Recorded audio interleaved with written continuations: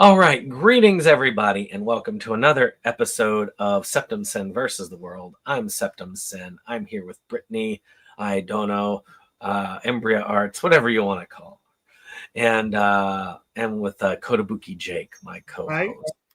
as we do another episode of Animation Anticlimax. And we're back into Adventure Time world. And I'm back into punishing myself by saying my voice is coming back. So therefore, use it as much as possible so it goes away again. Because that makes sense. Absolutely. Because, this week, let's see, I have done a very long stream, then did a movie discussion, then recorded 3 reviews. Only edited 1, but, So, yeah, and then we're doing another discussion. So y'all might have to rescue me as I go. We've already talked about first times and all that with Adventure Time. But this one, I think, is where you really start to see some hints of the serious turn that it takes later. So I'll just do an update because it's been a while. I think it was, June? Oh, no. No. May. Yeah, it was earlier than that. Yeah. Because June we covered my birthday. And then we covered mine, which led into 2 seasons or 2 months, but we actually went 3 months long. So now we're here. Yep. But if we can do one at the end of the I don't think we're going to do one on the last we're probably going to do one on the last Wednesday of this month because it's going to be the 31st.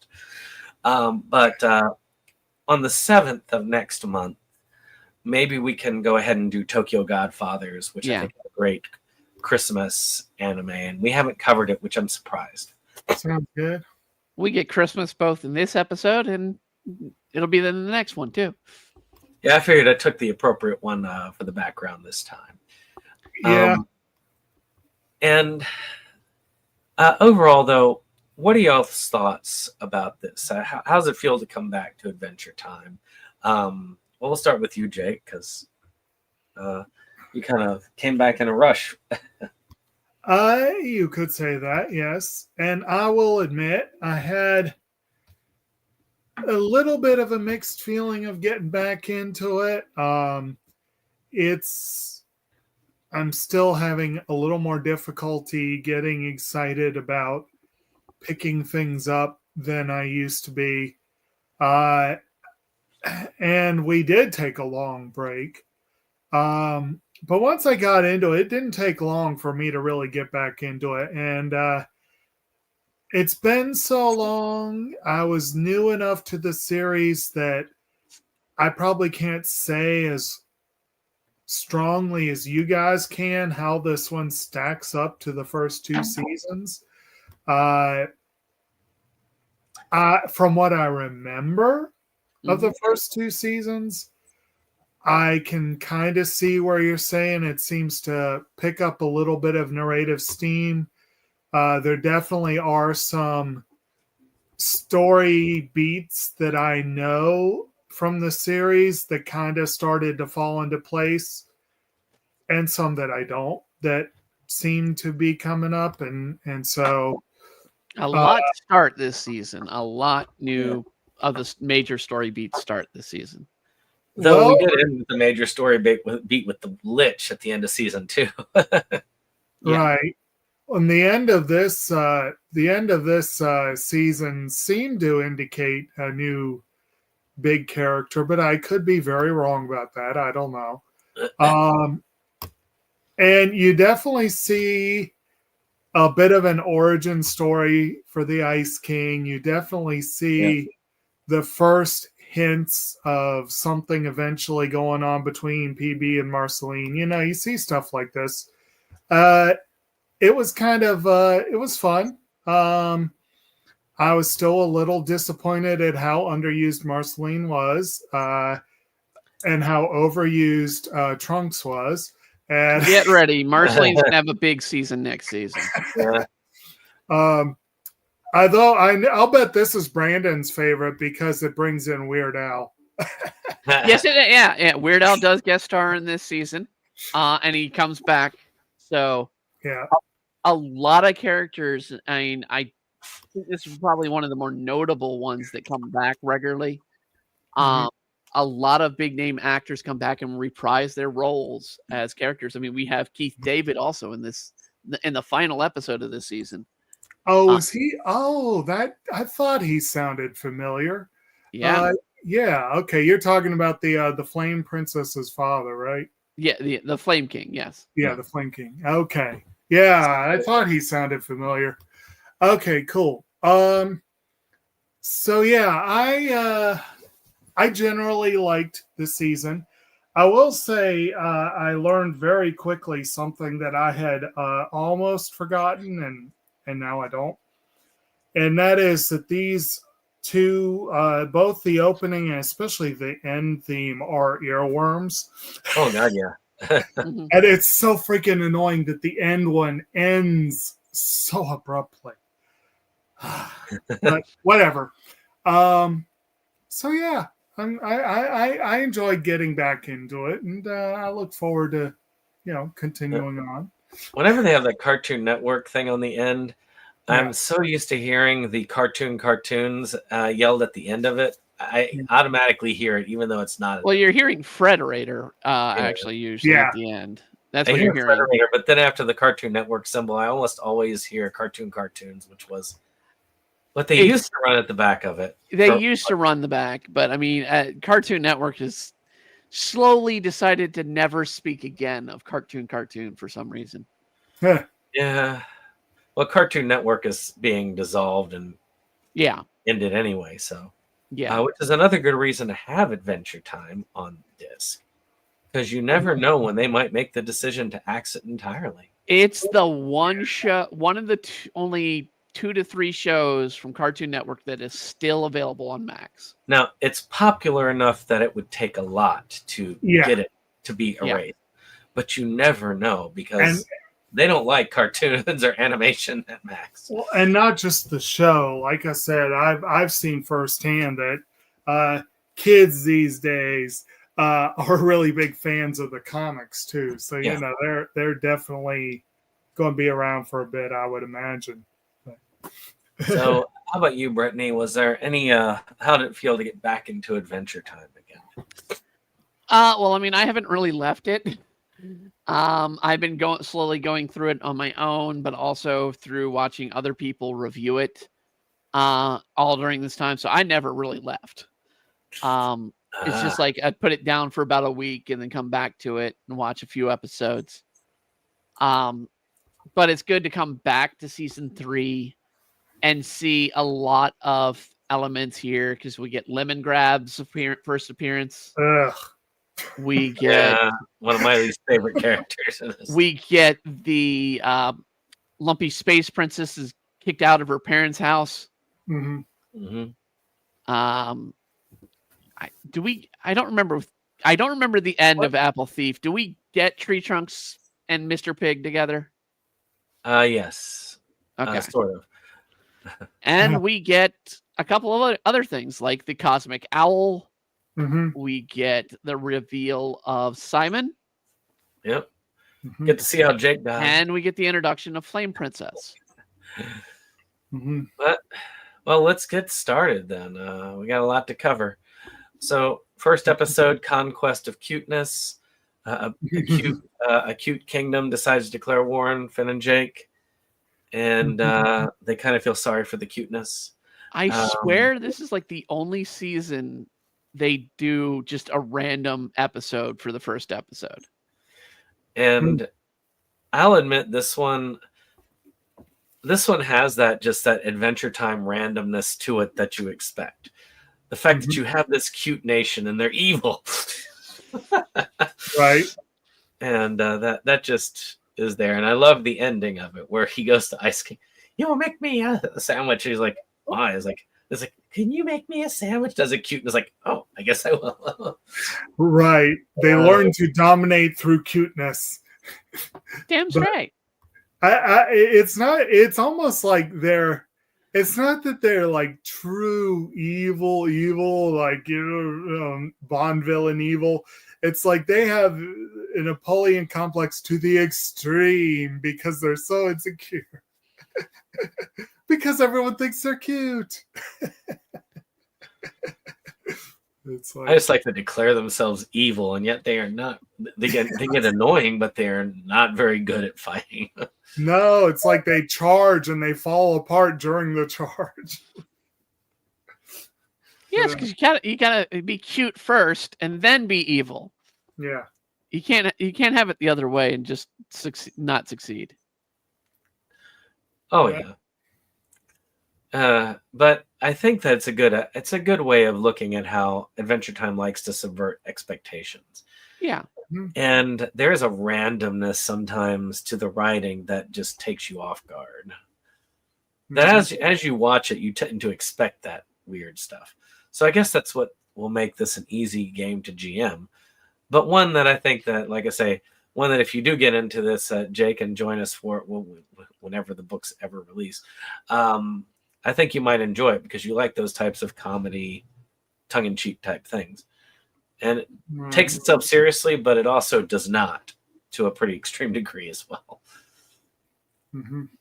As evidenced by this one. And technically, the second one, which is far darker episode. More Tori Te Salutamus, which is where they purposefully trap themselves with the gladiator ghosts. And well, they're like, oh, look, it's a trap. Let's fall for it. To trap, probably lock us in, make us fight a bunch of ghosts. Right. Let's do it. Yeah. Right. Now, I can see Rebecca Sugar's writing on this because you can see this, especially with Jake doing the weird, like, I'm going to dig in, get some lava in here, and make this into a tropical place. So that sounds a lot, that and the song sound a lot like Rebecca Sugar writing. It probably was. I mean, people need to remember Marceline's singing voice is Rebecca Sugar. Yeah. I was about to say, there are a lot of songs in this season. And not just Marceline. There's a lot of songs in this season. Yeah. I think it's one of the main similarities if you look at this and other successful series that are in that vein, like Steven Universe. There's a lot of music involved in those. Which one day maybe we will cover Steven Universe. I know you're not as big a fan, Brittany. Yeah, I've tried to push myself through Steven Universe. Some episodes great, many not so. Well, Steven was the biggest obstacle to Steven Universe for me for a while. But I mean, if we went that route, I'd also ask if we could do Caillou. Oh, good God. I mean, we're going to torture ourselves. Let's go ahead and bring in the worst. At least I can say with Steven Universe, that one does have a much higher love count. Yes. Parents don't like Caillou at all. No. So that one, what'd y'all think of the Gladiator? I mean, I liked the idea of slowly basically just making you into more and more of a I want to be the champion, endlessly fight. It's a great idea for a trap. I mean, it's cool. I do feel Jake got the looser end of the problem out of Finn in that episode. Well, that was just one of those Jake is just screwing around and not really doing anything of worth. Like, I'm going to dig down until we hit lava to make this into a paradise, which is the weirdest idea. Yeah, this episode really did kind of bring out the biggest flaw in both of them. Like Jake's incredible tunnel vision self-centeredness and Finn's incredible tunnel vision challenge. I mean, that thing is where we see this is a repeated story arc or story like and other episodes of Adventure Time. The Infinity Train episode. Oh yeah. It is very much 100% this same episode repeated, but differently handled. So, well, we'll move on because that one also does have one other thing, is that it's a way of shows Adventure Time displaying things lightheartedly that deep down are not lighthearted in the slightest. That thing is dark if you look at it. I mean, the trap has gotten people killed, and after they die in the arena, they have to fight on forever as ghosts like that. That is pretty it's dark. It's dark. It's not as dark as the series gets, not even in this season. Well, yeah, because I mean, they treat it lightheartedly like they do a lot of stuff. I mean, you got Jake doing like a hula dance talking about making a tropical island. Right. I still don't get that one. That one was one of I don't understand what you're talking about. You're a dog and you can dig. Why not just dig out from underneath the? And then we go into Memory of a Memory, that one, Marceline episode. And we introduced Ash. Did we ever see Ash again? I don't remember. We do see Ash again briefly, but more importantly, we get introduced to Hambo, which is Marceline's doll. Hambo plays a greater importance in later seasons. Hambo and the fact that you get to see a little bit of young Marceline of before it gets into a more serious. Yeah, we'll see more of young Marceline literally, I think, even at the beginning of next season. She is, and I mean, it's not really a spoiler. She's a vampire. She's told us her age. Unknowing really deep on who's older, she, Ice King, and Bubblegum are about around, over 1,000 years. Yeah. Well, I mean, I think Marceline predates the incident a little bit, but yeah, I think she predates the mushroom. Well, I mean, she predates the mushroom war, and so does Ice King. Right. Bubblegum was made by the mushroom war. So in a later episode, like I said, we see a little bit of Ice King's origin, and I'm like, whoa, he's been around a minute. Yeah. I mean, I said last time when we went through my favorite characters, I said Simon. Yep. But we'll get to him in a bit. We'll get to, but I mean, but yeah, that one is Simon a gut wrench. And there's definitely there's definitely crossover between the origin of Bubblegum, Simon, and young Marceline. Yeah. But you get to see more of that later. That's next season.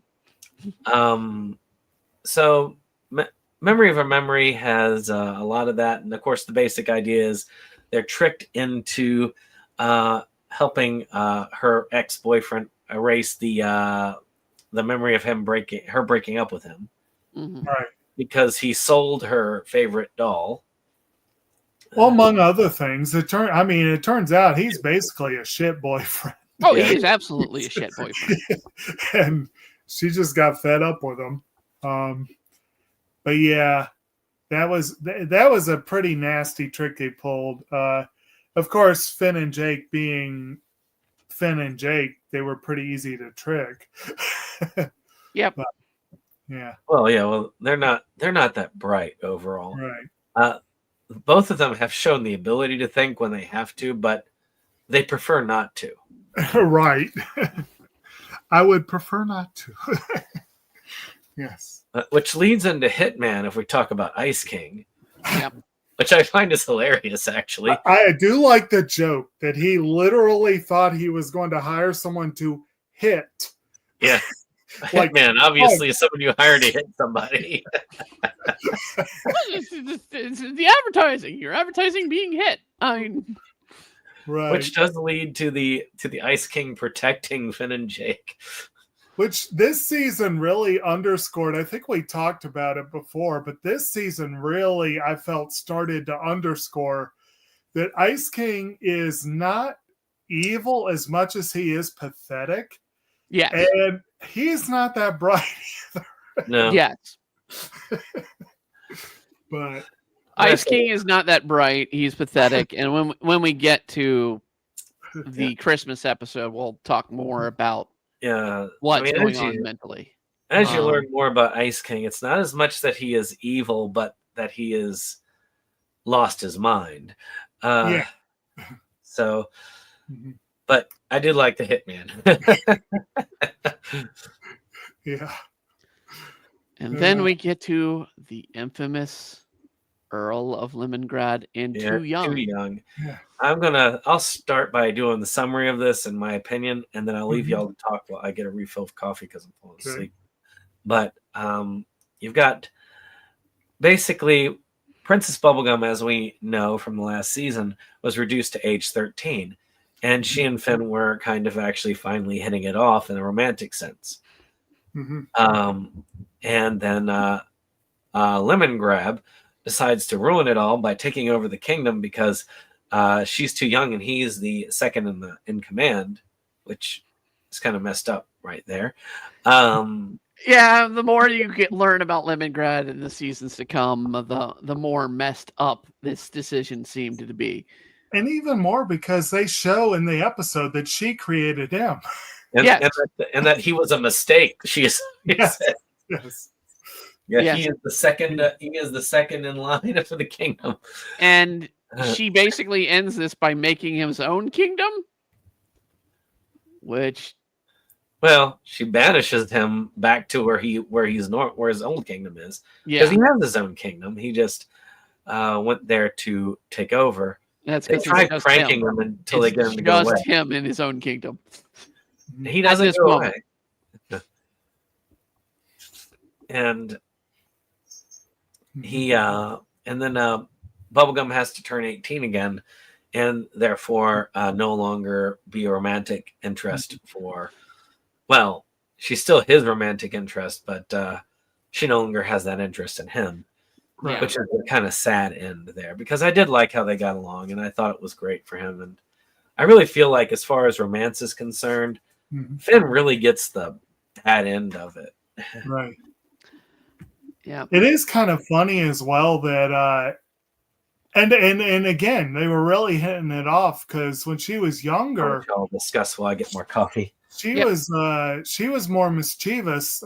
We talked before about how she's actually kind of evil, but she was more mischievous when she was younger. I mean, I'm not gonna say kind of, because I did just watch a later episode in several seasons. She flat out says she's evil. So not kind of. She admits it. But she's an interesting brand of evil because she does genuinely seem to care about her subjects. So it's like she has, in a sense, it's kind of like, you could almost say like Dr. Doom, in that like she has a code of ethics. She's follows this.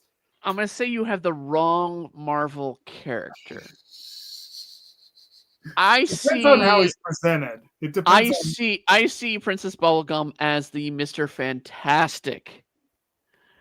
I'm thinking in the way story. Of world leaders, but Fantastic is very. Actually, you're right. He has done far more damage to the Marvel universe than almost anybody. This is true. And one thing that both of them have in common with Bubblegum is that they are for science. Yes.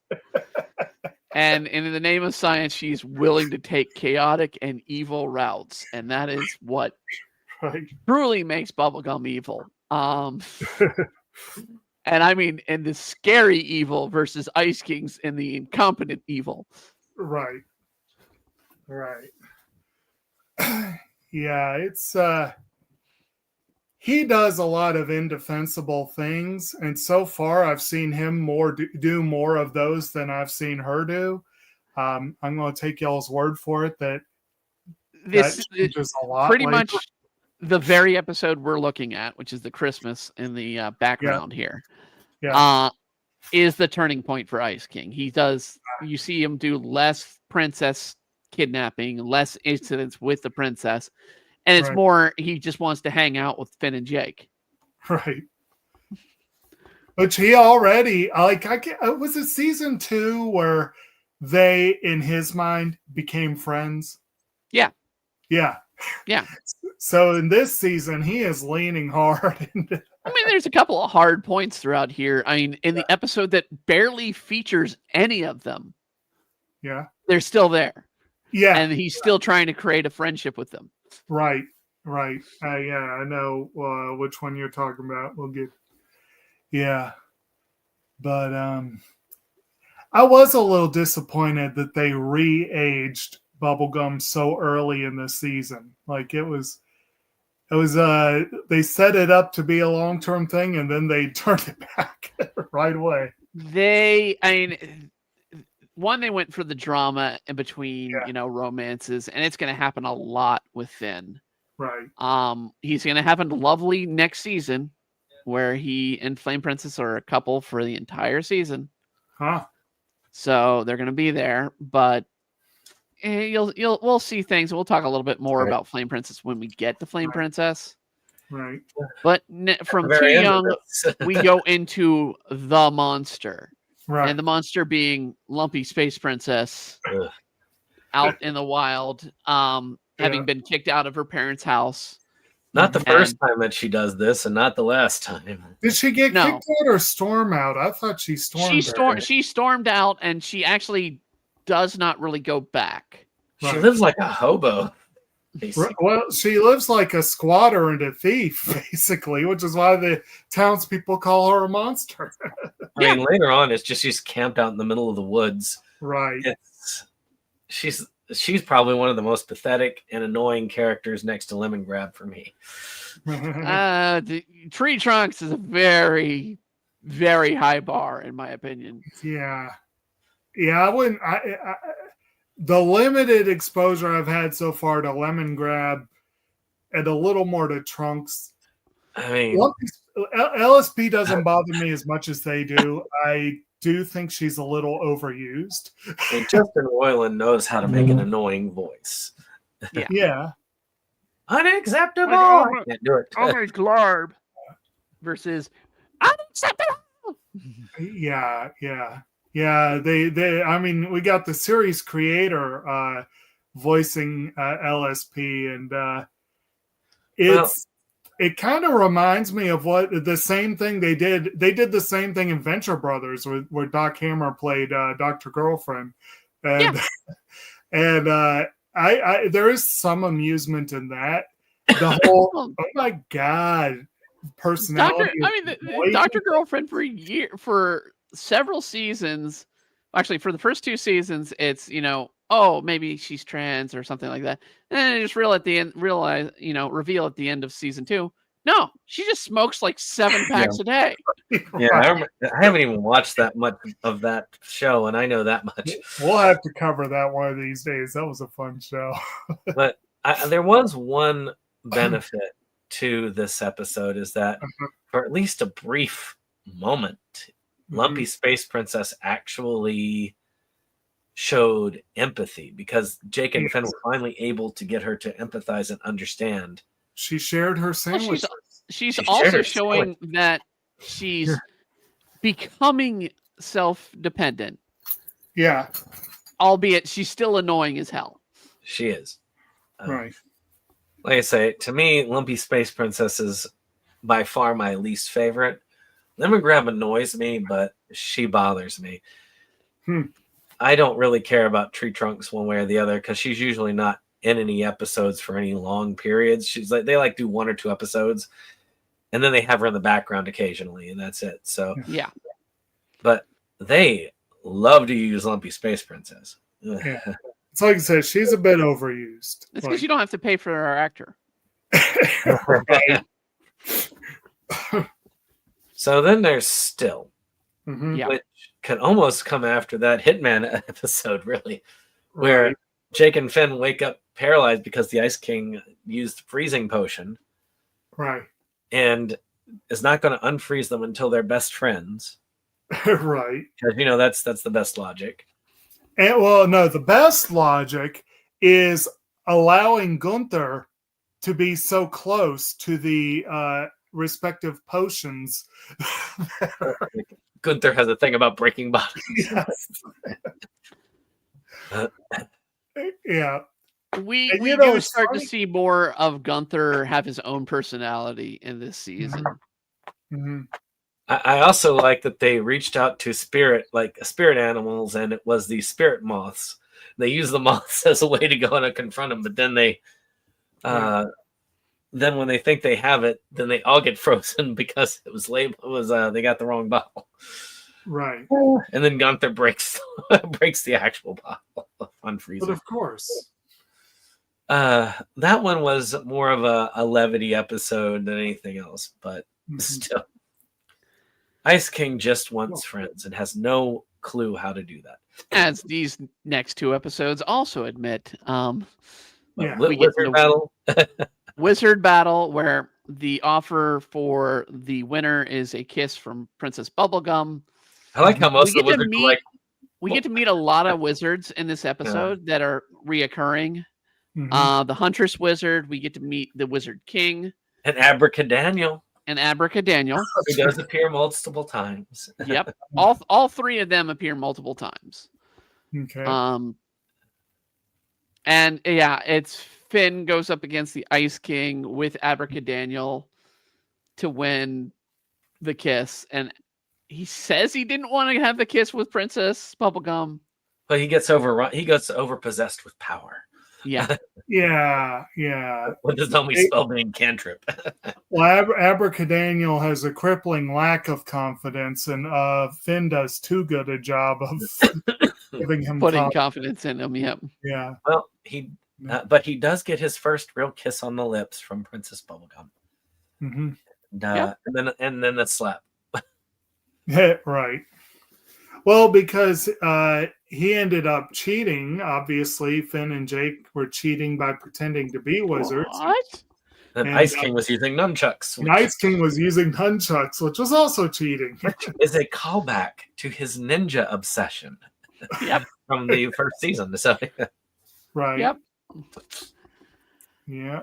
Then we go into Fiona and Cake, the only Fiona and Cake episode, and is quite possibly the only episode of Adventure Time that could legally be sued by someone, and it be the creator of Sailor Moon, because this episode is 100% Sailor Moon. That is why it's also one of the most watched and loved episodes. Well, the fact that it's a complete gender bent episode with everyone being you got was it the Frost Queen? Ice Queen. Yeah, Ice Queen. Well, it wasn't ice, was it? It was. Yeah, it is. No, Ice Queen, yeah. I thought it was something different, but yeah, you had that. You had Bubblegum was a dude. You had Marceline was a dude. You had Bubblegum was not only a dude. It's Neil Patrick Harris. Yeah, I was gonna say, I love that they voice him with Neil Patrick Harris. I didn't even realize that. And he's pretty much a himbo. Okay, cool. It turns out that it's actually Ice King's fan fiction that he's forcing Finn and Jake to listen to. Yes. I mean, and from this point on, when usually there is a Fiona Cake episode, except for the show Fiona and Cake, it's Ice King telling it to somebody. Either Finn and Jake, someone who's captive, whatever. He's telling these episodes. Yeah, they're not just fan fiction in the series, which I've watched enough of to know that. But I need to watch more of that one. And of course, Cake is not just a gender swap, but he's a cat instead of. She's a cat. She's a cat with an attitude. Yes. Cat. And I like that her boyfriend, instead of speaking Korean, just taps the hoof. Yeah, and he's monochrome. He's monochrome. That's the other thing. Yeah. Lord Monochrome. Lord Monochrome. Yeah. Yeah. It's funny, and it's a reoccurring thing that happens in the series. Yes. Then we get into what was missing. I like this one. And that one hints at a potential relationship between Bubblegum and Marceline, but that doesn't really happen for a long time. Right. But we find out that Bubblegum sleeps in one of Marceline's band shirts, and that's something that she did not want anyone to know.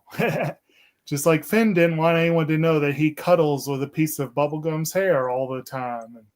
This will actually reoccur next season. Marceline and the band shirt with Bubblegum. With it being a Marceline and Bubblegum episode next season. Of course, Rebecca Sugar was one of the writers on this. Yeah. It makes sense. Right. I like Door Lord, though. Door Lord is hilarious. Yeah, it was interesting. But yeah, so you basically tried locking him up, but he's a Door Lord, so he keeps getting out. Right. Yeah, you make doors, you get out of them. Right. But yeah, so he had basically so he stole something from Finn, from Bubblegum, from Jake, I guess. And we find out later that he didn't steal anything from Marceline. She just wanted to come along for it. Yeah, she just wanted to hang out with them. But they had to form a band. And you get this one was a song heavy episode and some interesting ones. Well, they all tried their own way. Jake's way, of course, was to be the difficult band member. Well, but Jake, of course, has the violin, and Marceline has her axe, her literal axe. Jake has the viola, not the violin. It is viola. He plays the viola. Yes. And then, of course, the 8th instrument, the electronic. Finn's beatboxing, and Bubblegum was playing BMO. Well, and Finn, of course, Finn brings them all together by basically doing a song from the heart, and saying how he feels, and that really brings everybody back, and eventually everybody realizes, like, okay, they aren't as against each other, especially Bubblegum and Marceline, which were kind of at odds with each other. Well, before Finn had his success, the one that came the closest to opening the door was when Marceline was pretty much letting Bubblegum have it, and but it was honest. Which is what the door wanted, was honesty, but they needed total honesty from everybody. Right. And eventually it got that, which was great to see. And of course, Door Lord had nowhere else to go. So,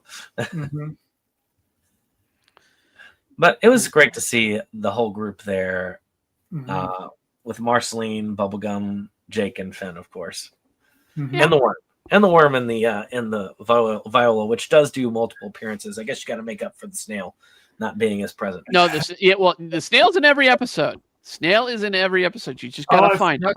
I totally forgot to look for that. Yeah. Maybe next time.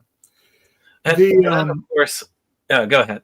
Well, I was going to say, it's probably no accident that episode seems to have one of the highest ratings on IMDb. Like, there's a couple here that are rated 9.0, and that's one of them. And then it jumps down to like 8.5, I guess, for Too Young. No, Memory of a Memory was 8.8. But yeah, you're mostly in the 7s and 8s, and then you've got these two that are at 9. Well, we follow it up with obviously Brittany's favorite episode of the series, in the season, Applebee's. Which I would have so preferred if Tree Trunks never came back from season 1. I thought it was creative how they were looking for apples, and everybody thought that they meant diamonds when they were saying apples. That was kind of funny. It's kind of you go into like Jake, back when I used to sell stolen bikes, I didn't know it was wrong. Yeah, what was it, Dr. J, that was they were tangling with? Yeah, 2 different ice cream cone gang leaders. Yeah, and it was weird. I thought the episode was very entertaining overall. I mean, Tree Trunks was in it, but I always feel like it's entertaining. But if you took Tree Trunks out and put somebody who was not creepy, Tree Trunks usually just falls in the background in most episodes, except for a few. But when she's prominent, she's damn creepy. Except for one episode when it's not her, but her mother is creepy. I like how they have the pig. They did introduce the pig in this one too. Yes. Her absolute insistence on taking the blame for something that she didn't do was just weird. Like, it kind of worked, but it wasn't. It was kind of annoying. Also, like that Raggedy Princess, they basically the Ravens just dug her a shallow grave. Yeah, dumped her in it. Yeah.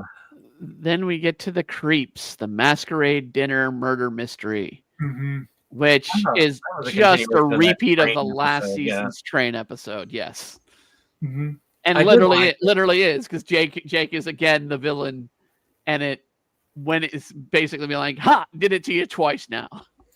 Well, it seems to me like they're going through Agatha Christie stories, like.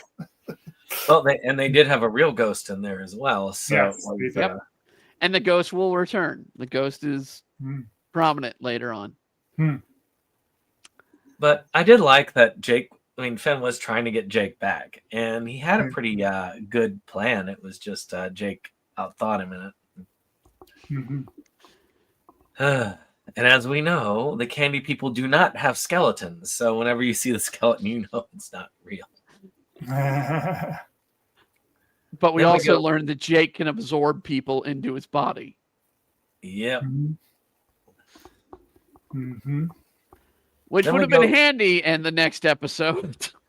Let's do another repeat. We do a repeat of episode 1. From bad to worse. Oh, sorry, from bad to worse. Where, zombie episode goes because Cinnamon Bun eats the infected zombie flesh. What a freaking way to start a zombie apocalypse! It's not the zombie eating the flesh of a human, but or of the person, but the person eating the flesh of a zombie. Trust in science. Yes. Science is the name of the rat. Yes. Oh. I mean, it's a good another nod to Romero, zombie horrors.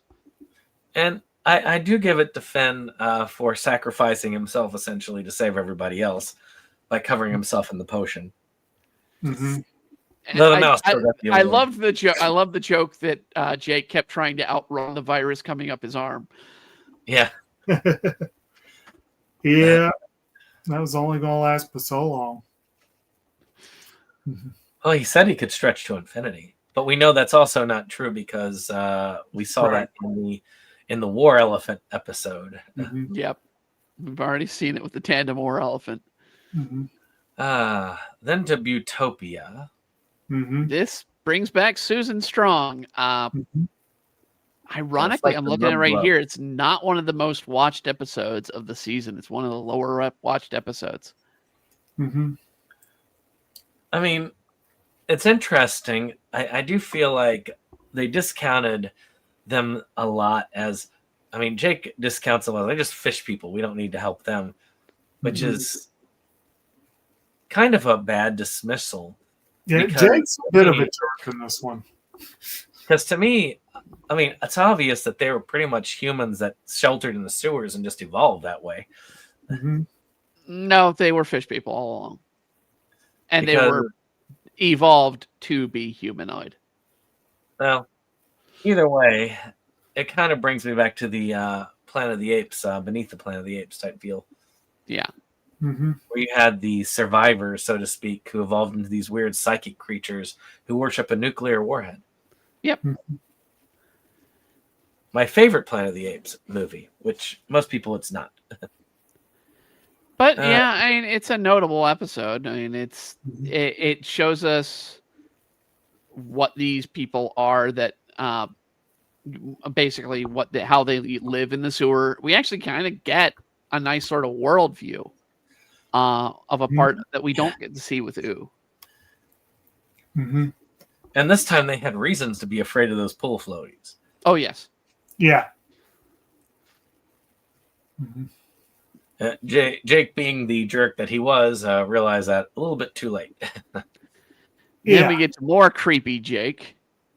No one can hear you. Yeah. That deer was freaking vicious. The deer is a reoccurring character and is always vicious. I don't know what Pendleton Ward has against deer. But the deer and Adventure Time is always a dangerous threat. I mean, the way that it crushes Finn's legs, that got a slight twinge out of me for a minute, because that was pretty nasty right there. Right.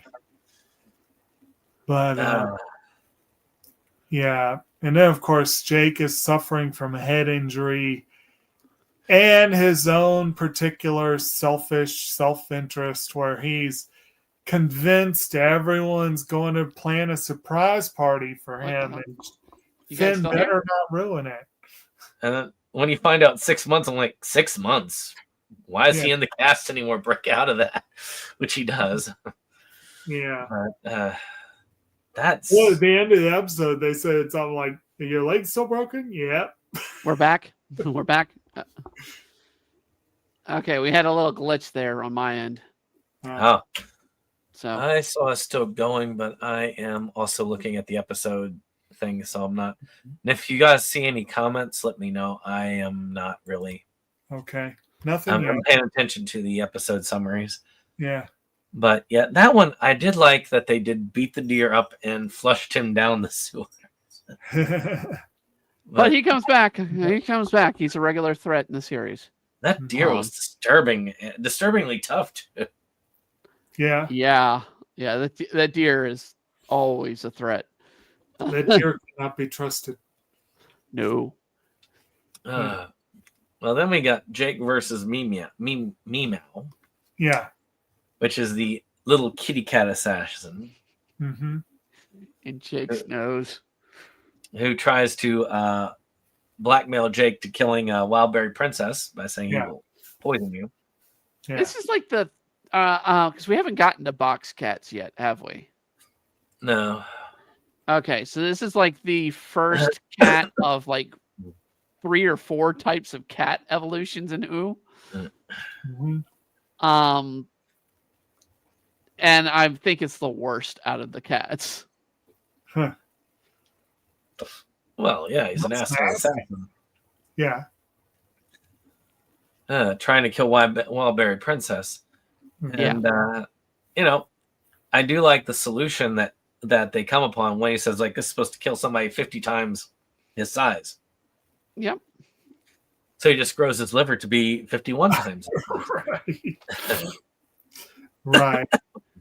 It's like, why didn't I think of that? Yeah. So we get, it's a fun one-off.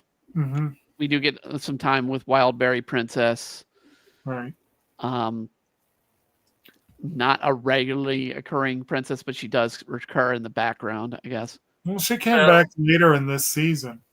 Most of the princesses are very rarely shown other than background characters or occasional.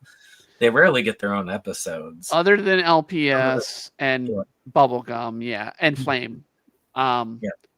We don't get too many of the princesses reoccurring. Slime Princess is probably third, as well as the Turtle Princess. Well, we do see her later in the season, and you mentioned Raggedy Princess showed up a couple episodes ago. It's funny that she was being used by Tree Trunks as a scarecrow. Right. But the next, then we get in. The other one that IMDb has at 9.0. I thought that was a cute episode. Thank you. Yeah, I mean, where you see these two and you find out that they're normally like enemies, but it's our first introduction into the Fire Kingdom, pretty much. Mm-hmm. And snow golems, really. And snow golems. Mm-hmm. And so we do get to see the snow golems. We get to see the flame puppy. Mm-hmm. And it's a cute episode. I don't even think there's any real talking other than the brief moment we see Jake and Ice King. Yeah.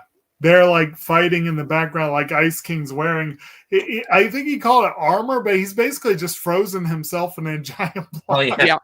They're just sitting there. I thought he was going to get up in the golem and do something, and it's like, nope. It's just cool looking, but he's just sitting there. Yeah. This one reminded me a little bit of the mini goddess episode that's all just Erd and chibi form going around doing cute things, and there's no talking. It's just, it reminded me a lot of that. Just sort of like this different sort of breaking the pace. Considering this season starts a lot of dark and depressing, it's a good one. To just have a nice, quiet, calm episode. I've seen that one out of all the episodes that I saw when I had Cartoon Network as a cable service. That was the one I always would see. They would replay that one regularly. Well, then we have, speaking of dark, well, we've got the New Frontier where Jake has his croak dream, which is apparently you can dream, if you dream of dying and you see the owl, Cosmic owl, that's how you're gonna die. And then you find out he's like dies in space with Banana Man, which Weird Al Yankovic voices. Which, if I hadn't read it, I wouldn't have caught it because he doesn't speak that long. Weird Al a lot of weird noises. I will say, Weird Al as a voice actor, he's actually had a lot of roles that people don't realize. And he's actually a pretty I mean, it's to be considered. Most singers can do a really good job with voice acting with their voices. But, I mean, he's gotten really good to where you won't hear the typical Weird Al unless he really wants to play out the typical Weird Al. And of course, Jake is against the whole Jake dying. And Jake is like, I'm going to throw myself into this stuff. And it was kind of dark in that way. Yeah. Yeah. It was dark in this concept of, I dreamt my death, and that's what's going to happen. And the Cosmic Owl, it's an honest thing, and throughout the series, that the Cosmic Owl, when he comes in, he's a representation of pending doom. I mean, you've got the Cosmic Owl, you've got the astral plane where he summons up the astral like moths, and there's a lot of that as you go later in the series.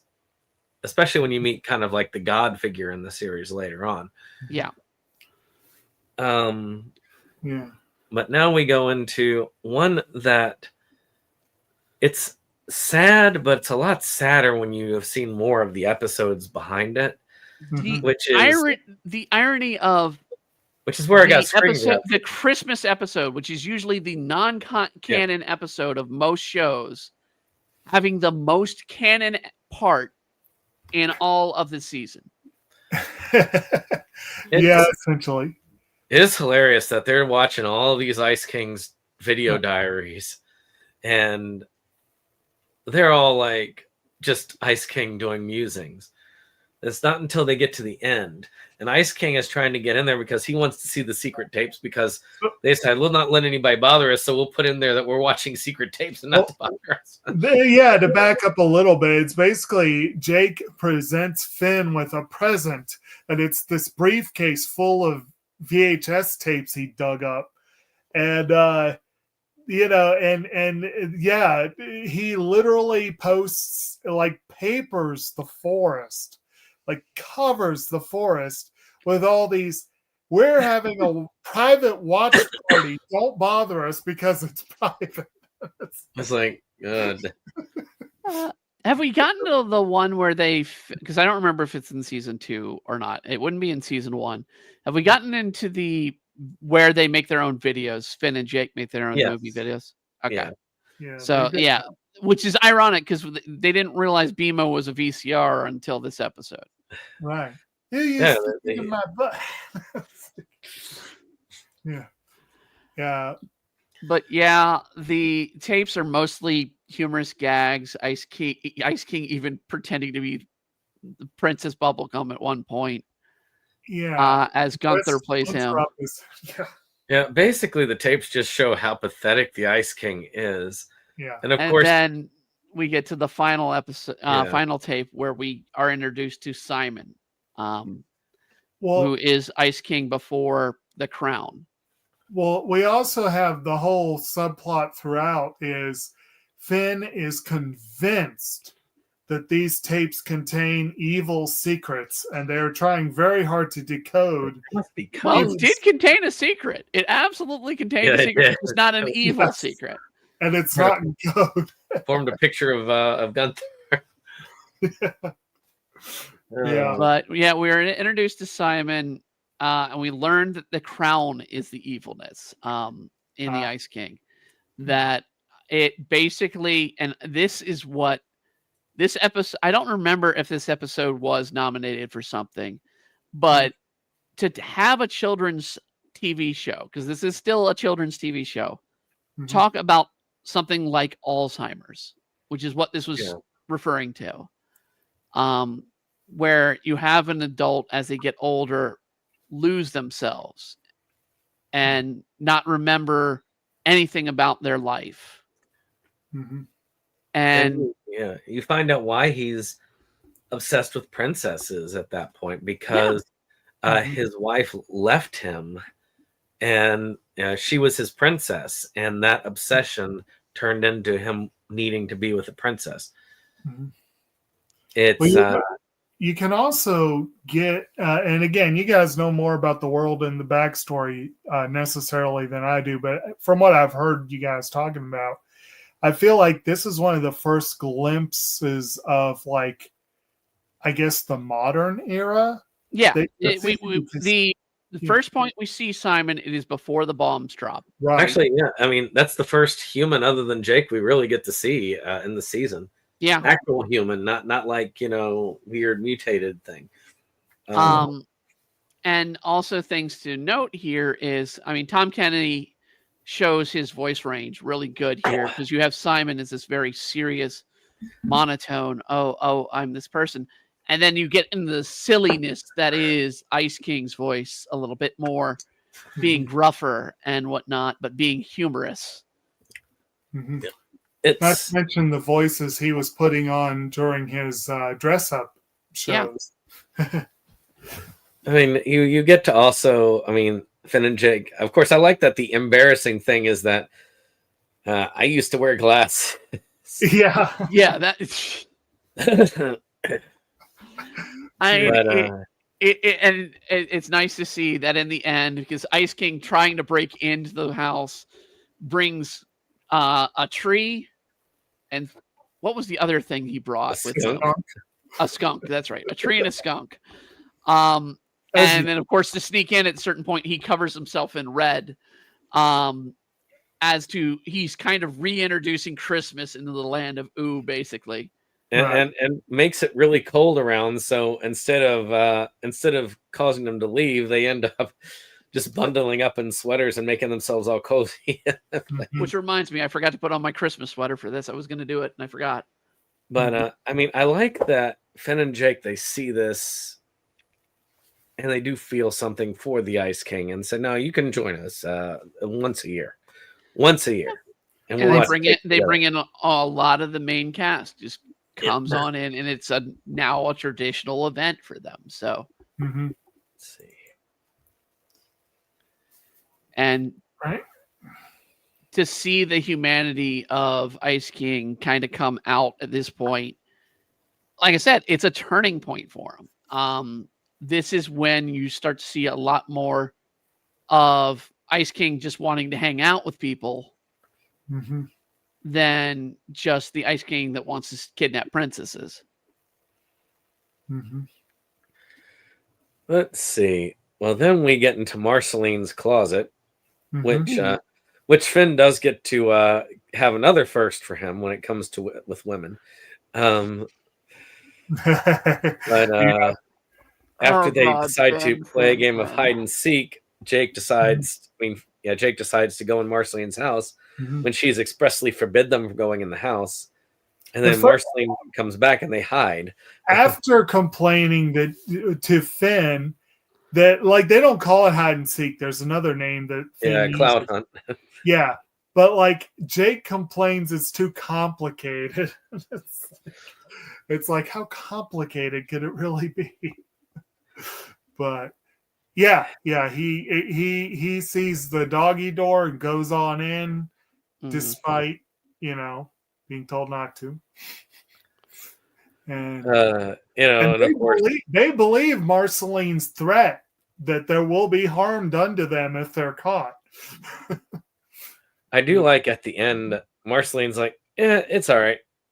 I spy on you guys all the time. Yeah, I sneak into your place. And then at the end, you see like Jake is Finn is like freaked out by an owl hooting, and it's just Marceline sitting on the roof. Jake's wrapping up in multiple towels as he's leaving the shower. Right. Of course, then again, it was Finn that got the full view of Marceline as she's going into the shower. Yeah. Not a good moment for Finn, and there will be more not so good moments of Finn to come. But I did like how they did that, and like she's like, okay, I'm going to record these songs that nobody is allowed to hear but me. You get the impression that she knows that they're there, and she's a vampire. She can sense them there. Yeah, and that was one thing I was thinking halfway, half of the episode. I was like, they're showing how impressive her senses are. There is no way she does not know who's in her home at any given time. You could at least sense something was there. Yeah. She was definitely screwing with them. I think that whole, I'm going to lay out my deepest, darkest feelings in song. I'm sure she was doing that 100% to screw with them. But yeah. Then we go into a less, canon type episode, which is Paper Pete. Paper Pete. Yeah. Where Jake wants to read up on unicorn history, and Finn gets bored, and then finds the pagelings. That there's an entire, all those blank pages in the books that you see, those are us, and we protect the books, and they're the mold creatures, moldos, who are waging war against the books in the library. I think every season they have to have a Finn episode where he kind of just wanders off and finds something weird of the world. I mean, I already mentioned one with box cats when we'll get to that episode. And Jake straight up accuses him of manufacturing adventures. Which he does, but not this time. No, not this time. And how do you do that with your voice? As someone who works with books and also as a collector of media, I understood the importance of protecting against mold. Yeah. I like how Jake is like, okay. I mean, Finn's like, I know how to get it. So he gets the moldos from their base, just throws them on Jake as they bite him. Well, yeah, the Pete said something about how when they bite, it hurts really hard, really bad. It stings really bad, yes. And he is like, oh. This is how I'll get Jake to pay attention. And this one was like, both of them were being jerks in this episode. I really thought that Finn was taking it a little far. Finn has a bit of a jerk phase. We know Jake has a jerk phase. We've established that long before. Well, and you get to see Turtle Princess, who runs the library. Yes. Yeah. It's not as bad as the next episode, though. Finn was. Oh, you mean the whole clown nurse thing? Well, yeah. I will at least say this. Mm-hmm. He feels bad about it afterwards. Yes. The episode, another way being the next one, it does have a good ending. I like the way that Finn learns his lesson. Mm-hmm. But for most of the episode, he was annoying me. And those I don't think I'd want to be cared for by those clown nurses myself. They are creepy. No, I wouldn't either. That was creepy. Ironically, I talked about that last night on one of my streams. Mm-hmm. That clowns are a dying thing these days. Mm-hmm. And it's because people are just creeped out. They're not dying out on Welcome to Derry. No. Yeah, well, in some areas. That's because people will not let Stephen King's It die, even though it has the worst ending, in my opinion, of a Stephen King novel. Well, depends on. Well, yeah, I guess it depends on which ending you're talking about. I just finished the one that ends up with a gangbang. Well, that's the kid. Well, that's not quite the end. The real ending is when they fight the alien spider thing and take it down. That's pretty bad too. Ooh, I'm a spider alien creature. It is actually a really good book up until that point. What's that? I say it is a good book up until that point. Yeah. But Stephen King has already said in the past that a lot of his old stuff actually was kind of fun. As I talked with a relative of Kim's at Thanksgiving, who's an author, and he's met Stephen King. And Stephen King definitely regrets that. And so I was doing a lot of drugs in those days, and I've learned a lot of things, because we were talking not just about that, but a lot of his early works tend to use a lot of racial slurs, the N-word being one amongst those. A lot. I stand by the best Stephen King is short stories. I really do. That's the best he did. Oh, I still stand by, The Stand is his best book ever. Well, my recent revisit to Derry wasn't a short story by any means. Insomnia is definitely a lengthy work. Insomnia was good too. I've liked most of what I've read. I mean, right now I'm into into Dreamcatcher right now, which is disturbing on other levels. Right. Yeah. Of course, the next one we've got is a supernatural story. Yeah, Ghost Princess. Yes. Which is one of the princesses that apparently Ice King was willing to let the hitman kill. But you can't touch her anyway. If you can kill a ghost, which technically we've learned you can in this season. Yeah. I liked this one. It was well written. You got basically the idea is to help her by understanding how she died, so she can get inner peace. And she ended up meeting another ghost named Clarence, and they end up hitting it off. And then they find out that the reason why she died was Clarence killed her, but it was because basically they were on rival sides, and he did not mean to kill her. They were basically star-crossed lovers on different sides of a war. And they connected. It's a Romeo and Juliet moment. Right. They had a really disgusting method of death, which makes me understand why Jake had an aversion to that cheese at the beginning. It reminded me, actually, it's the same manner that a character was dispatched in the movie The Box Trolls. But it's also like the Mr. Creosote moment in Monty Python. It's very interesting. Then we get to Dad's dungeon. Yeah. Jake's dad having set up a dungeon in secret. That was messed up. Finn is a whiny crybaby. And you do see a little bit of Jake. You always see how Jake does care for Finn, and Finn cares for Jake. I mean, they're brothers, really. Right. And all this time, Jake's dad is telling him, like, have Finn plug his ears. It's like, you need to let him know that he's a little whiny baby, so you can toughen him up. Which is only just making Finn more and more depressed as he goes through. I mean, as bad as Jake's dad is, I always find that humorous. And meanwhile, his dad's like, you need to make sure you don't help him with the maze. Finn was like gliding through the maze and taking out these things and the puzzles and everything without problem. Right. Well, he had the problem when his morale was lowered because of the things Jake ultimately started saying. It's like, if he hadn't been carrying messages from his dad, Finn would have had no problem. Yeah. And we have another Finn problem that ends the season. Well, before we get to that, there was another thing that he did, which I cannot remember whether it reappears, but I think it does, which is Finn does get the family sword, which is forged with demon blood. Yeah, and demon blood sword. That one does reappear later, I believe. It carries on for a little bit of a while until he gets, I believe, the plant one. I believe either the grass blade or he gets something else. Yeah, I don't remember which if it's the second or third one he gets. Yeah, for a long time, Finn just randomly uses whatever swords are laying around because they seem to conveniently be around.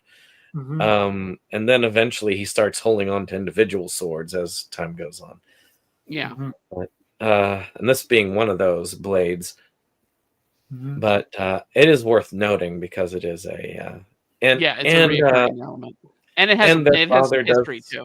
There is a history behind the blade that'll come. And their father does talk about how proud he is of Finn completing the maze, which does help him overcome that depression and move forward.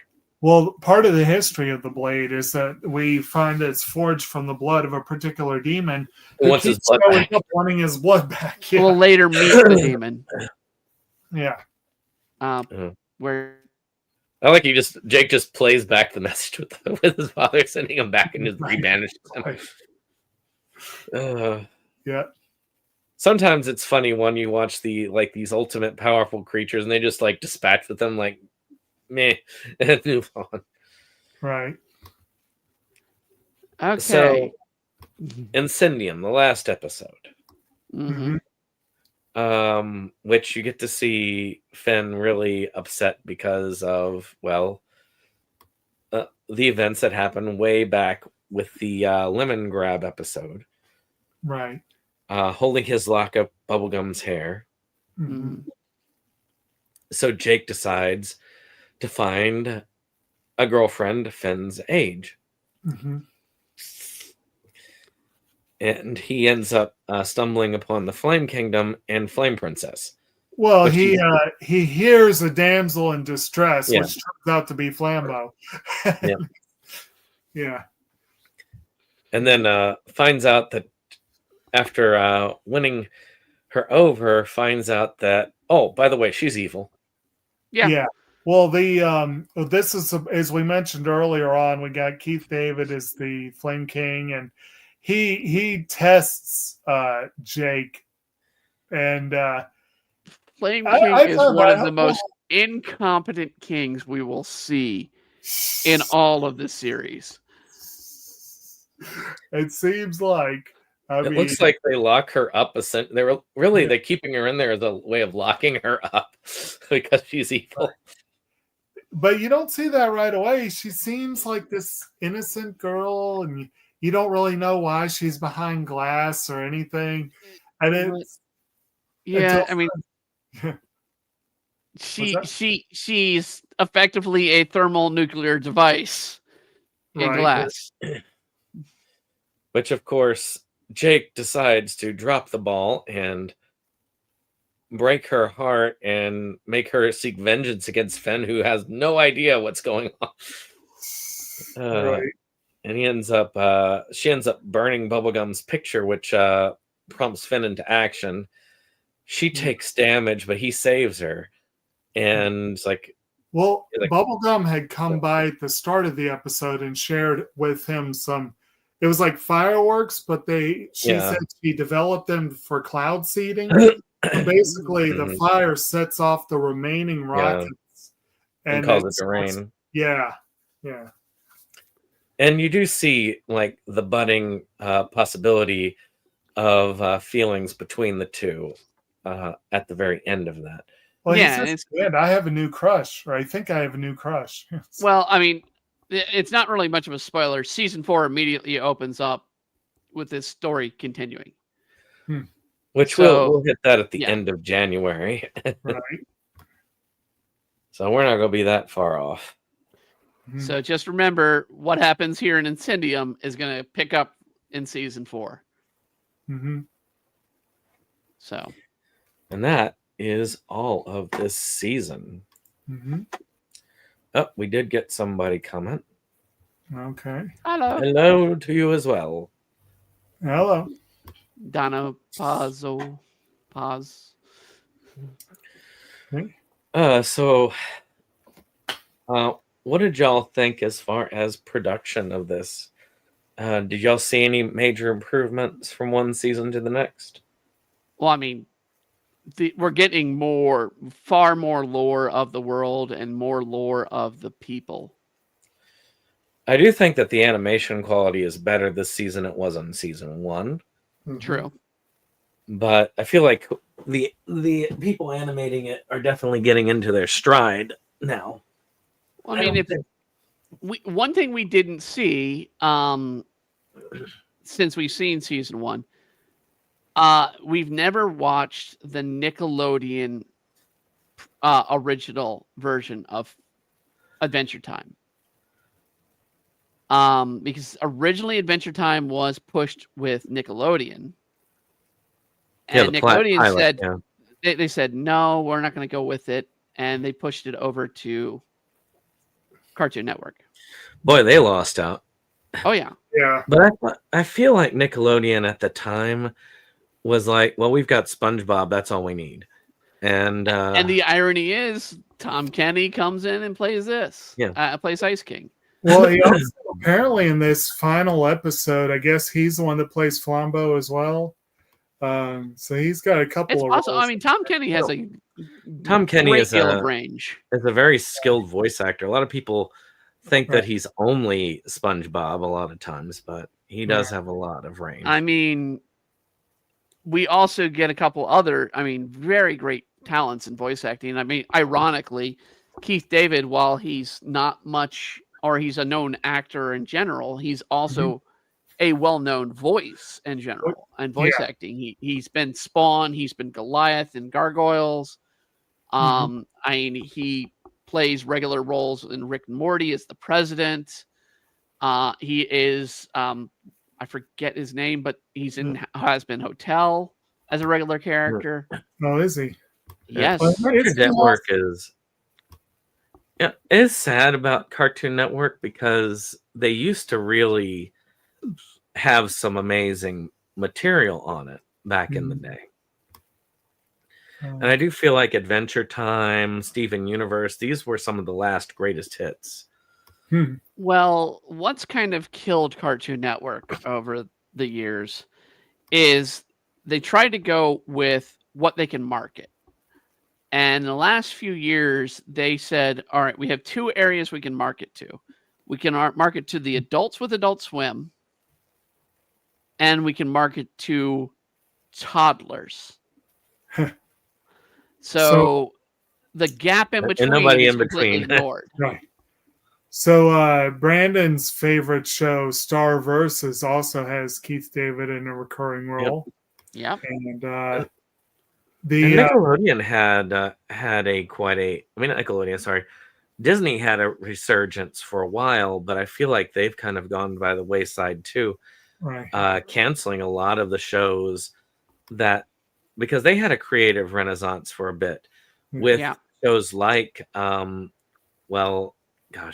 like Owl House or nope, that was Disney. That was what I was saying. Disney's what I'm talking about. Well, speaking of Disney, I wanted versus the one with the brother and sister that I can't think of the name of. Gravity Falls. Gravity Falls. Well, the irony of Gravity Falls and Owl House, Disney screwed those 2 creators up so much. That Disney's been coming back because they're trying to get shows, and they're like, well, you want to bring back Owl House, you want to bring back Gravity Falls, and they're like, screw you, you screwed us over. Why would we come back and work to you? I mean, the creator of Owl House actually even said, look, if you can find a way to pirate us, go ahead, pirate it. I don't she really flat care. out told people to pirate it. Because Disney has already said that they want to use AI to completely write, cast, and animate those episodes. And that's if you want to see how bad AI is in voice acting, Amazon had it for a week. I read about anime dubbing. I read and about it that. Got stopped immediately because it was getting panned horribly. If you listen to the clips, it was deadpan acting. So what was it? It was No Game, No Life. It was it's not No Game, No Life, Banana Fish. These already had dubs. Yeah. Amazon didn't want to pay for the dub license. That's stupid. I mean, it's one thing to use AI for the subtitling, right? Which AI is starting to get to that point where it can, right? But voice acting, it's still a ways away. It's gonna be a ways away. I mean, I have AI. I've done AI voice with several times. I've stopped doing it recently because I have a better vocal range with her. I can do high and I can do low. AI can't really do that. AI can't do. You can't tell AI to sing as a voice. So, I mean, as a person, I couldn't sing with an AI voice, but I could get AI to perform music, and I still have AI music in my collections. But that's the only thing I use AI for because I don't have the money to pay for a band. Yeah. I think that it's one of those things that if you have the money to afford real instruments, real art, all that, you should do it. And I do think that AI can be a tool, but I think that what a lot of these very wealthy organizations want to do is say, well, we just have our CEO and the board of directors. We put in the prompts, we make all the movies and all that with just our board of directors and our CEO, and that's all we need. And they're learning that no, creativity still can't be done by AI. If you put in a prompt and tell it to tell a joke, it's not going to tell you a joke. It's going to tell you something weird. It's relatively soulless, which is a problem. But not as much of a problem as you with Cat and Face. Hi, Mr. Anderson. The shorts, you'll see a lot of YouTube shorts, especially with Sora. I played around with Sora just for the fun of it, but I've never actually put anything up on YouTube because I just don't know. I'm still debating whether that's right. Because it's kind of, there's a part of it that feels wrong. My latest music video, which I dropped last week, it animated work that I did for about 10 seconds. And the AI art, you can see where it's starting to mess up at the end of the clip, but it just loops and loops. And it was like, I don't want to spend the time hand animating this because it would take me a good while. And therein is where I think AI is good, is as a tool that like you can use it to say, okay, these are the lines. I'm drawing the picture. This is where the animation is going. Can you animate here to here? And it can help you save time by animating from these steps to these steps. It can do the in-between work, which is the most grueling and expensive work in animation. So like I say, it's a debate. It's a big debate on there. Right. And there's also an environmental cost to AI that is very rough. And even if you don't look at it as an environmental cost, it's also a cost money-wise for electric bills. Well, it's also a third cost, and that's when you do writing with it. Yeah. The intelligence scores of people who rely on ChatGPT versus people who don't is dramatic. Well, yeah. Back in our day, it was Cliff Notes. That was the cheat. Cliff Notes. It was also, the abbreviated versions of stories to read. And at the time, Google was starting to be the problem too. Now it's you ask ChatGPT to give you a report on this book, and then they just turn that in. Yeah. But back to Adventure Time. Back to something with soul. Adventure Time is a good example of something that you really could not. You could do this animation, I think, if you teach it well enough. You could do the animation with the AI for in-betweens, definitely. Yeah, but the writing. Yeah, there's no way you could get. Well, I mean, you'd get weird stuff going on, but you would not get the connections, the deep lore, and all that. It would be one trippy animated show. In fact, I'd love to see, since they are still doing Adventure Time in a sense on Max, I'd love to see them do a completely AI written episode. Will Smith eating spaghetti the whole time.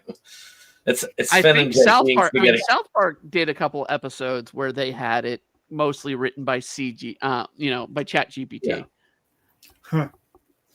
So musically, the music in this played an even more important part than it has in the past. Right. Jacob, I believe you're the one who pointed that out. And I think a lot of that is it's really who's writing it, because when you see certain people in the cast, I pick up Rebecca Sugar because she loves using a lot of these types of music in it. I mean, as much as I'll crap on Rebecca Sugar being the creator of Steven Universe, she is a good director. She's a good performer. I mean, some of the and songs, a good writer. The songs in Steven Universe, some of them are fairly. Oh yeah, the songs are great, and when it comes to the drama in Steven Universe, it's good. When it's just a complete and total episode about comedic episodes and stuff. Yeah, I mean, if freaking the first episode is all about an ice cream sandwich. Well, yeah, the first episode turned me away from Steven Universe for a long time. It was only because I had Bug and several other people tell me, no, you need to keep going. Same thing with Gravity Falls. The first episode I saw was that sock opera episode. And I was like, this annoys me. And, yeah, but it's not. The first episode is the gnomes. Yeah, it's not. The first episode is different, but that was the first episode I saw of Gravity Falls. And I was like, no, I'm not interested. And it was when I finally went back and I said, okay, I'm going to give it some time. And with Steven Universe, it was easy to, because the episodes are so freaking short, much like this is, that I finally started getting into it and liking the characters. Steven, it took 3 or 4 seasons to grow on me because he annoyed me a lot. Not as much as Luffy, because I've watched a lot more One Piece and I still dislike Luffy. So, Luffy so far is the one that has annoyed me for the longest.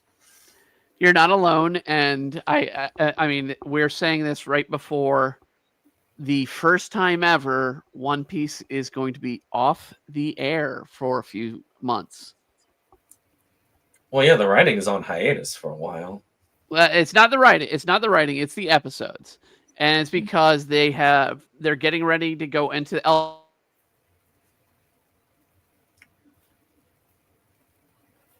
Yep, you got cut off.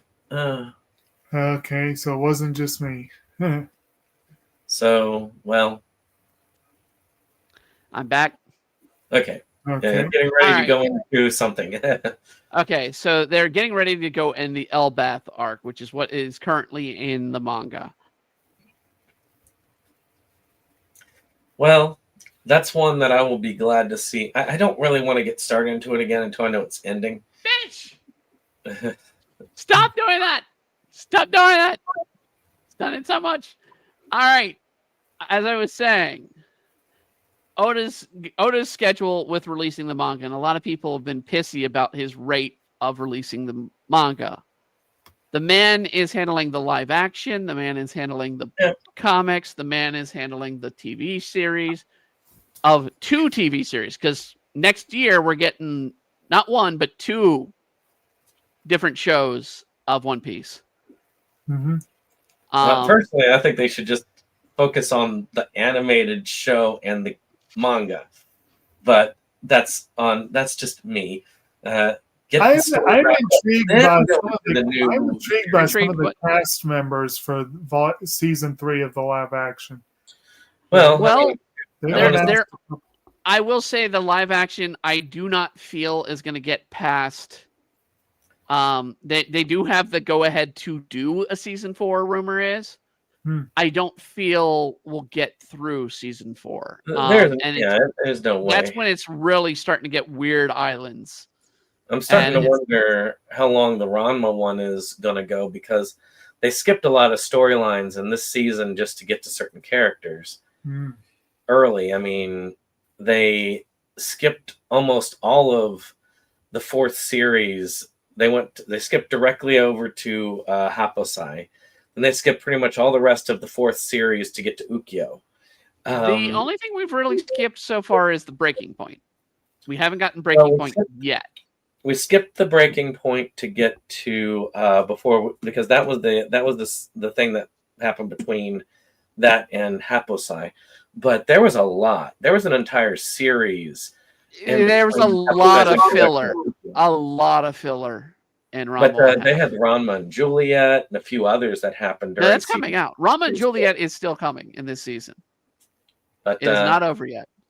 It does. I don't know. It just they were doing very well keeping to it, but I feel like they were trying to rush because they feel like they're not going to be renewing for that many more seasons. It's a tough call because the fans on the Rama 1/2 have been on. The problem with One Piece is it's going to cost Netflix a lot of money. Yeah, well, I don't for the live action. They can't afford to keep it going as long. I mean, the series hasn't ended yet, and it probably won't end for years more. So there's no way that you're going to have a live action cast last that long. They've been filming. I mean, as much as they're filming it now. That season 2, they were filming season 2, then they just jumped into season 3 without taking a break. So it's straight on to the next season for filming, which makes sense. Right. The best thing that they could do with it would be to pick a season to end it on and then work towards that goal.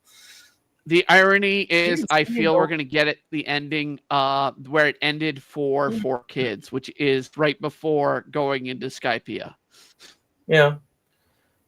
I mean, I think ending with a ship crashing on top of the Going Mare. It's sort of like, they couldn't even get to get past the 4th book of Wheel of Time. Yeah. When they did that. Yeah, you were talking a much more expensive budget once we get to the 4th season of One Piece live action. So there was no way there's no way that one's going to try and complete. That's just going to be however much. I just hope that they get it to where that they can tie it off at a nice point instead of just leaving it at a cutoff. Like I said, Wheel of Time ended at a cutoff. Yeah, we don't want to go to anyway. Now, the One Piece, which is what is the new series coming out next year, that is supposed to be like 100% faithful to the manga, but they're going to make sure they're not doing the filler of each episode that Toei did beforehand. So it's like Dragon Ball Z Kai or whatever it was. No, it's a little cleaner than Kai because the problem with Kai, like Full Metal Alchemist Brotherhood. Yeah, it's more Brotherhood than it is Kai. Because Kai was just like, oh, let's just rush the series and tell it as it was. Brotherhood was more let's tell it, but let's be faithful to the manga, and that's what the One Piece is supposed to be. Yeah, but even Brotherhood was definitely not perfect in that regard. And the cast is going to be the live action cast. And the So well, yeah. Are we ready to wrap it up? I think let's wrap at the it up. end of this. So let's just say favorites. Favorite episode, favorite character so far. So Jake, favorite episode, favorite character so far. I guess I need to go back to the episode listing and remind myself. I think the what was the one episode that I know sorry, I had it on that screen the whole time. I think probably the What Was Missing episode might be my favorite one. A couple of them stood out, like were really good. Thank you, Holly Jolly Secrets. I enjoyed Fiona and Cake. There were a few that I enjoyed, but I think What Was Missing probably my favorite. And what was the other thing you said? Favorite character so far. It's still Marceline. Although I have a feeling I'll probably enjoy the Flame Princess. Yeah. All right, Brittany, favorite episode this season, favorite character so far, because it can change as we go, and just out of what we've watched so far. All right, I've been getting cut out and out. Let me see if I can do this. All right, shoot, is it? All right, I'm still here, right? Yeah. Yep. Okay. I don't know what's going on with my internet connection here. It's really sucking today. Run like the wind. Favorite episode. Out of all of these this season, I have to give it to Conquest of the Cuteness. I find it as one of the funniest episodes of the season, and it's the first episode of the season. While I do absolutely love the reveal of Simon, and Simon still is my favorite character, because the tragedy and the heartbreak as we go through the show. I'm just hoping that will be, seen more through as we get into like season 4 and 5 and learn more about Simon. Okay. And favorite character so far? It's Simon. It's Ice King Simon. Even if it's just for up to this season, not going beyond. I mean, it literally, we just got introduced to Simon in this season. It is Simon. I do enjoy Finn, but at the same time, I know what's to come of Finn, and I cringe a bit. Let's see. So, favorite episode so far is between the Marceline's Closet and there was the other, and gosh, where is it? And probably What Was Missing, between those two. As far as favorite character at this point, probably Finn at this point in the series. Okay. Of course, like I say, favorite characters can change as we go. So at least this far, I can say Finn is my favorite so far. We are starting to see the bad Finn at times. Well, I mean, he's 13. He's 13. Yeah. He's got to go through transitions. But the important thing to remember is that regardless of how he goes for the entire season, he always has that core of his being that is good. And he almost always regrets when he does the wrong thing, which we all do the wrong thing from time to time. Yeah. The biggest thing is when you do the wrong thing, if you understand that it was the wrong thing. And I'll give it this. Finn does recognize when he does the wrong thing, and he tries his best to make up for it when it happens. I mean, shoot, the Cyclops is a good example. Now, admittedly, those first two people he ran into, they were dicks.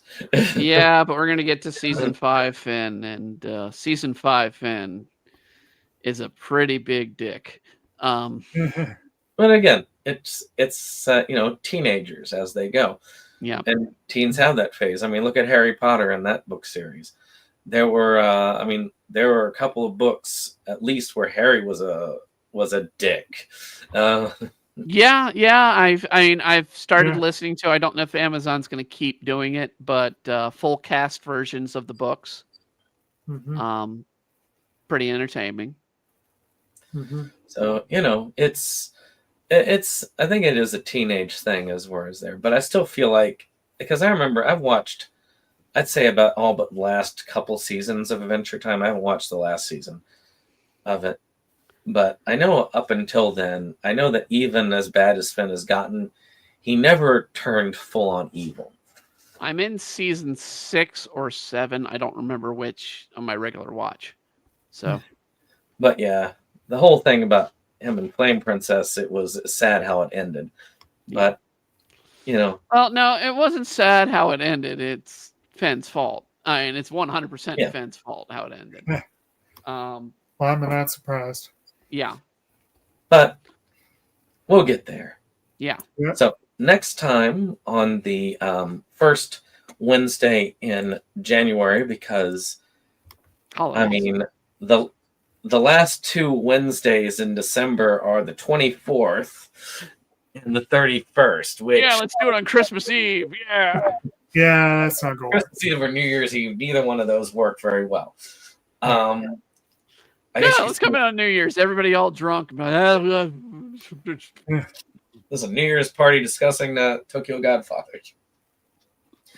But the 7th is kind of a nonchalant day. Yeah. And then at the end of January, we'll come back for season 4. And and talk about Fenn's new flame. Yep. Yeah. Well, thank you all for watching. Hope you've enjoyed this. If you did, hit that subscribe. If you didn't, well, sorry about that, but hey, maybe next time. But hey, write a comment down below. Tell us what you thought of Adventure Time Season 3. Who is your favorite character thus far? Are you looking forward to the new tabletop RPG for Adventure Time that is coming out sometime? Eventually. Are y'all interested in the new project Kickstarter that they're running right now for a Mystery Science Theater 3000 board game? Let us know in the comments below.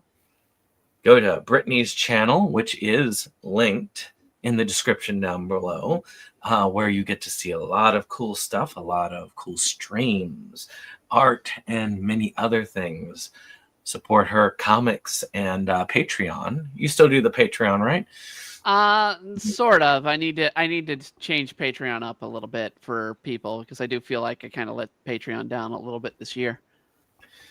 So, do your best to support our artists as we have them. I think that all the creativity that we get with things like Adventure Time comes from people who do start in that area. And there are a lot more very creative artists who are kind of just struggling to make it. And I think that it's good to be able to support those people who are doing it. Just like I'll be asking people to support DV7 if I ever get it finished, because, hey, buy our stuff. or Amityville webcam, because it stars Jake. Yeah. Which I know he's proud that he So starred proud. in an Amityville film. But and he's going to be in DV7 too, which is a long-running horror series. So y'all have a wonderful evening, and we will see you on the next one, which will be, for most of y'all, tomorrow when I do my review of Silent Night, Bloody Night. Night, night. Night all. Night.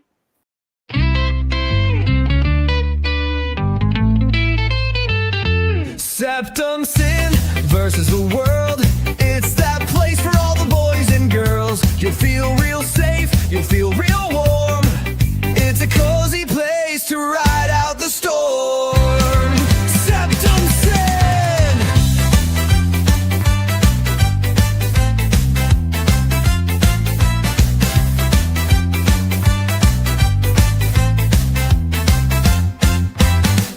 SeptumSin and his best boy Jake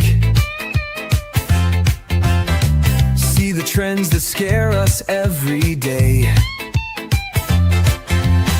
Physical media is going to the side. Doctor streaming will rule the world in time. SeptumSin. SeptumSin.